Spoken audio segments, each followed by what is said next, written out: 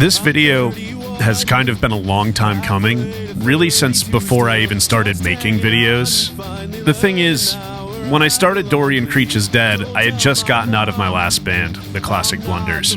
That band didn't last very long, but it was an absolute blast, and regardless of how things went down, I do still have a lot of love for those guys.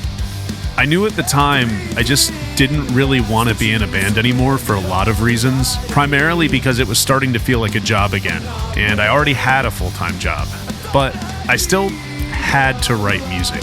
It wasn't a thing I even wanted to do, it was something I literally had to do.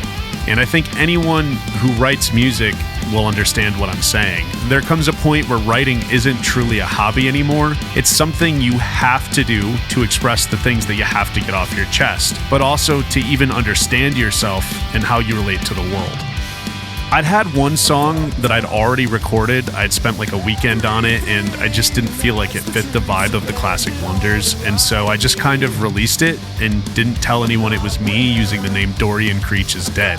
I made the cover art for the single in Photopea, or Photopea, I'm not really sure how you're supposed to pronounce that, but I made it in maybe like half an hour with absolutely zero graphic design talent to my name. And somehow it put up way better numbers on Spotify than I was expecting. Like, I thought I was just going to be releasing this to the void, and very quickly it ended up over 1,000 streams. I think right now it's at almost 3,000, and I think that's primarily due to black market playlists picking it up for their best punk debuts and new punk from the Midwest playlists. Then I quickly followed that up with a few more songs, and they also did way better than I would have guessed. And somewhere along the way, I was actually having fun writing and recording on my own, primarily because there weren't any expectations and I could just do whatever the hell I wanted whenever I felt like it. There was no committee approach to writing anything, and it became a fun way to spend a weekend after a long week of work. During that time, somehow my music ended up on Punk Rock Museum's Happy Hour playlist, as well as their New Music Friday playlist, without me even submitting to it or knowing what it was yet. Coincidentally, I would later submit to the New Music Friday playlist for another release that never did end up on that playlist, so far as I know.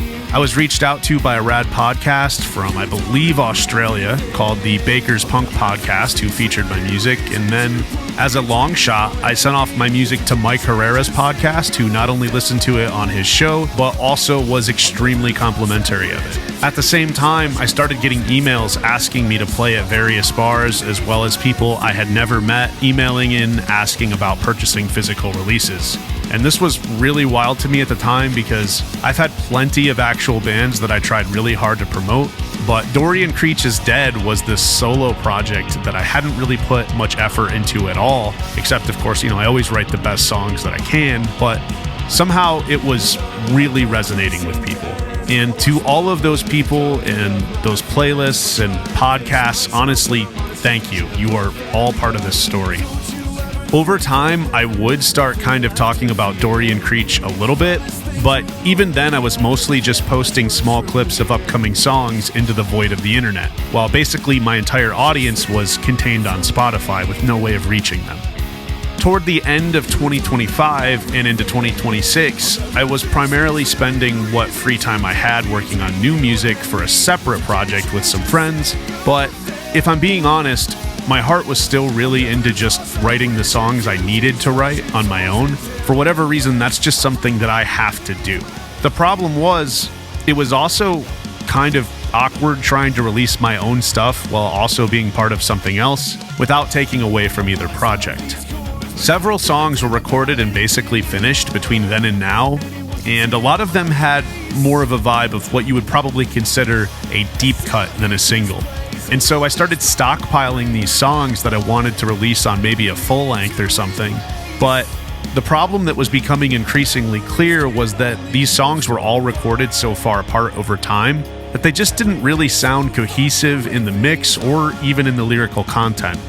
In addition, a lot of them still needed one or two elements to be finished when I put them aside to work on that other project, but when I would come back to those songs, I was just no longer in the same headspace, and some of those songs would just never be finished.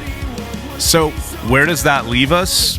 Well, in 2026, musicians have to have some form of social media interaction. It's unavoidable. Many artists have turned to short-form video, either doing sketches or pretending to play their instruments, and that just felt not authentic to me. So going forward, I'll be posting at least weekly on YouTube, but you can relax. I won't be doing any shorts or any comedy sketches or pretending to play any instruments. And if you're wondering why the channel has so much video game related content, there's a very good reason for that. That's honestly where the music started for me, with Crazy Taxi introducing me to Bad Religion and The Offspring, and Tony Hawk Pro Skater and Burnout, SSX, etc., introducing me to a ton more incredible bands that would go on to influence my music. If you're wondering what that means as far as new music, I'm here to tell you the demise of Dorian Creech has been greatly exaggerated. In fact, the release of new music is actually in your hands. I'm currently sitting on a brand new and completely finished track, and a release date will be set upon this channel gaining 20 subscribers. And after that, I imagine future releases will follow similar goals for the time being, with the goal to build a real audience that I can communicate with, and not just a monthly listener total on Spotify. Hopefully this has been illuminating for anyone who has been wondering why there hasn't been any new music released this year, but that will not be an issue for too much longer.